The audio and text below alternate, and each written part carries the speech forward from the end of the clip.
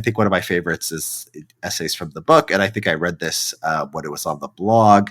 Um, it was called it's the Patria. Patria Parenti Amici. Yeah. So it's basically the idea is that why don't you go ahead and explain it instead of me doing it? Right. So it's a quote from Rigoletto. So let's see. Country, family, friends, and it's really this question. So how can you love your own family but not have a strong bias in favor of fellow citizens? Right? And maybe you'll say that it's just highly these two things are highly incompatible. It's basically the same thing. Like, I love my country because I'm born in the country. I love my kids because they're born my kids.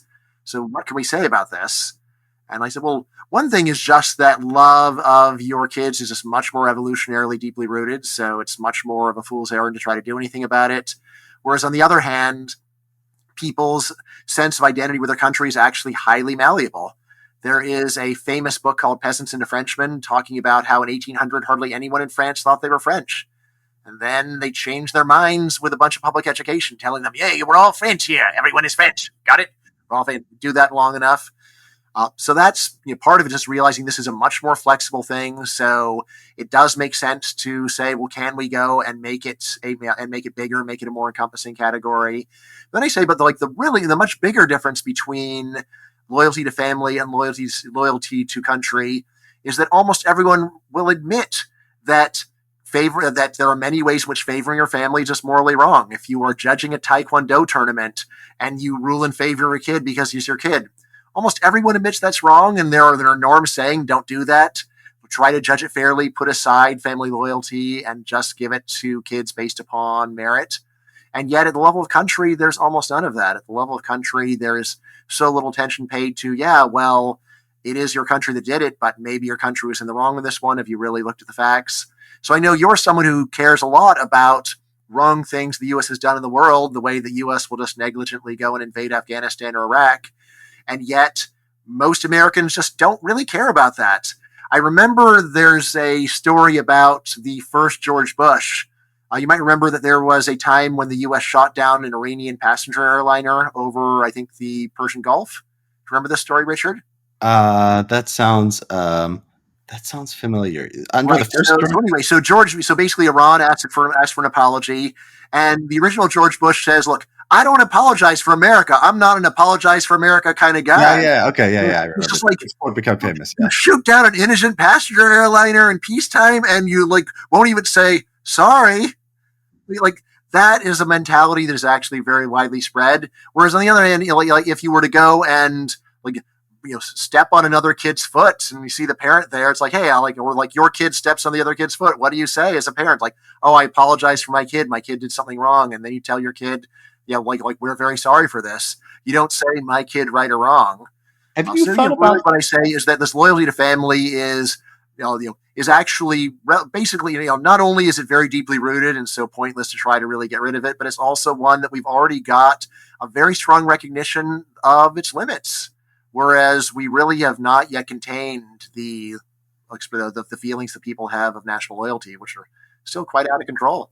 So there's another comparison that I've always found interesting. So you have this national loyalty, you have family as a justification to treat some people better than others, but then you also have what we call racism, which is treating some people. It's sort of it's sort of I've seen people describe it as sort of an extended family, and this is another one where we say we take an even harder line than we do on the family stuff. We say you really have to go out of your way never to do that and never to treat someone differently on account of their, at least if you're white, there's a massive double standard, of course.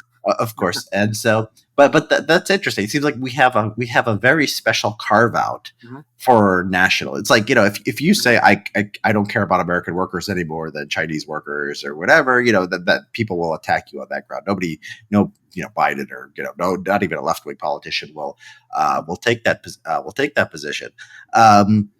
And so, we just have this carve out where it's like the nation is like this one thing where you can just arbitrarily prefer people, and you're not only it's okay, it's like you're morally obligated to. Yeah, what's wrong with you?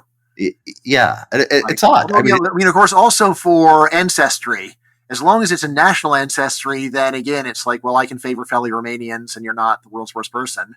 I mean, there is the cognitive dissonance of, yeah, but like Romanians are all white, so it's really a, oh, well, what do we say about that? So Yeah, but because it's not about white versus non-white. So if there's a if there's a naturalized black Romanian, right, then it would be morally acceptable. You could prefer the white Romanian over the black Romanian.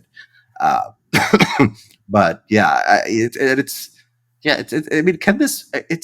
I think if somebody was going to justify nationalism, this is how I've heard it justified. It's like the basis of society. So if we're all Americans, and we start dividing ourselves according to race and say whites could favor other whites, etc., that'll tear our country apart. If we say we're all Americans, and we all care about each other and we love each other, we're one big happy family. That's good for social harmony. I guess that's the argument. Something like you that. say it's at least good for domestic harmony. Of course, well, what about world harmony? People get way too into being, I don't know, Germans or something, and then what might happen?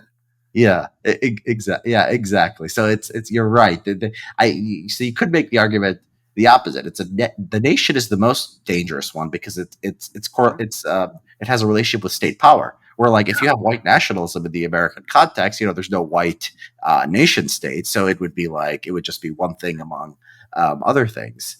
And like the white race. If it gets to the level where you might have a civil war, then you should be really worried.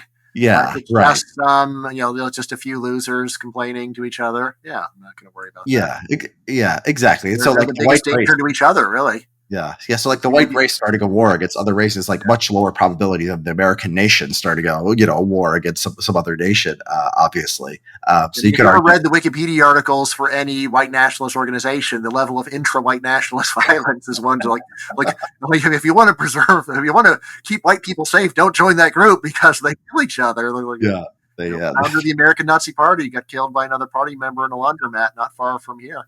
Yeah. Are you talking about the guy Rockwell? What's his name? Yeah. I'm blanking out. Lincoln's in his name too. I'm blanking. I think it's George Lincoln. Lincoln Rockwell. Yeah, he was a big performance artist. He would go in like a Nazi uniform to college. I must make sure that's his name, George Lincoln Rockwell. Yeah, so that is common. Yeah, it is George Lincoln Rockwell. That is common. I think you have an essay on white nationalism too. Uh-huh. And your argument is that basically because they are so, it's so taboo, even though, like, say, communism might have a higher, way higher. Yeah, Twitter will kick you off for being white nationalists, probably, but there's lots of little hammer and sickle logos in Twitter profiles. No one's getting kicked off for that.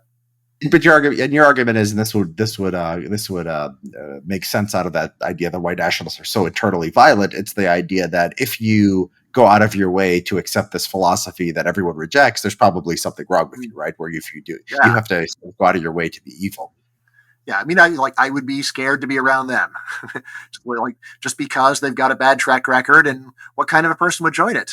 Mm-hmm. Start out by saying, look, intrinsically, there's nothing worse about white nationalism than black nationalism. It's just the same idea with find and replace for the name, but if there is a kind of nationalism where there's enormous stigma against it, then generally it is going to be very odd people that are going to get into it. And that's what I say is why I judge them very negatively. Like I said, if you just meet a random member of the Nazi Party in Germany in the mid-30s, they're probably fairly normal people, right? They're probably not planning on killing anyone. The movement is dangerous, but I wouldn't have been afraid just to be in the same room with a member, whereas I would be afraid to be in the same room with a member of the American Nazi Party. It's like, what kind of a psycho joins the American Nazi Party? Someone with deep convictions about, what's right and wrong. Someone who's not just saying, well, this is what other people are doing, I guess I'll go with the flow, but rather, everybody hates this stuff, but I love it. I'm going to do it.